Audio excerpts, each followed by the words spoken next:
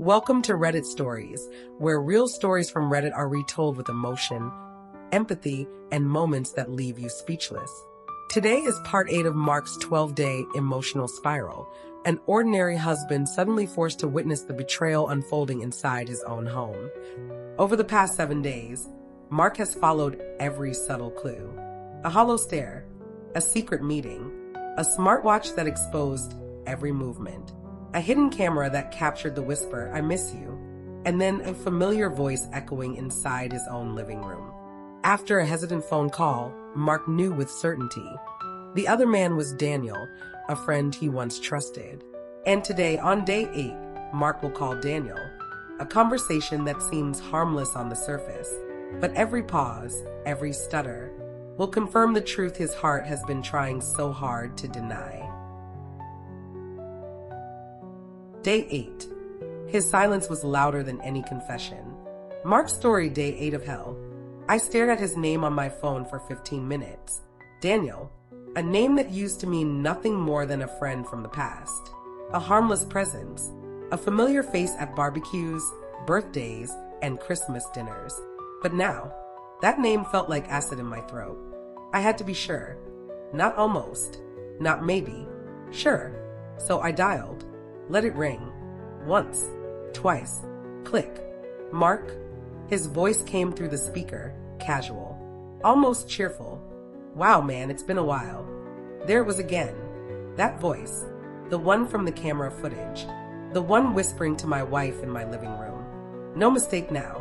No more shadows. Just confirmation. Yeah, I replied, steady. Cold. Figured I'd check in. It's been too long. He laughed. Seriously, how's life treating you? I wanted to scream. How's life? My wife is cheating on me with you. That's how life's treating me. But I didn't say it.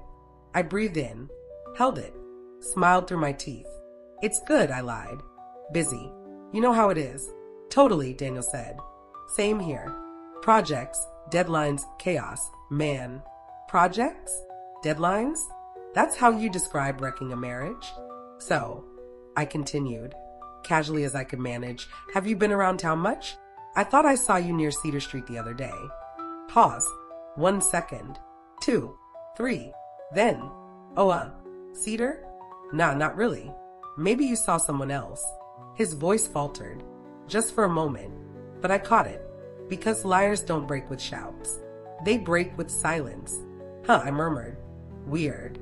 The guy looked just like you. Same coat. Same walk. Another pause. Longer this time. Yeah, strange, he said. But his voice had changed. Tightened. Anyway, how's Sarah? There it was. The pivot. The escape. Deflect. Distract. Disarm. I smiled. Not because it worked, but because it didn't. She's good, I said, voice low. Real good. Busy with meetings. Silence. Then a weak laugh. Sounds like her. I leaned forward, gripping the edge of the counter, imagining his face, his eyes, his guilt hiding behind fake cheer. I wanted him to admit it. Right there. Right then. But he wouldn't. Not yet. Cowards never confess until their backs are against the wall. Well, I said, let's catch up soon. Maybe grab a drink. Yeah, Daniel replied. Totally. Let's do that. But we both knew. We'd never grab that drink. I hung up, stood still, and let the truth settle in. No more doubt. No more guessing. Daniel was the man in my house. The voice in my wife's ear. The one who smiled at me, while undoing everything I ever built. I went to the bathroom, looked at myself in the mirror. There was a man in the glass. Tired, pale, eyes sunken. But there was something else too. Something sharp, clear. A quiet fury beginning to take shape.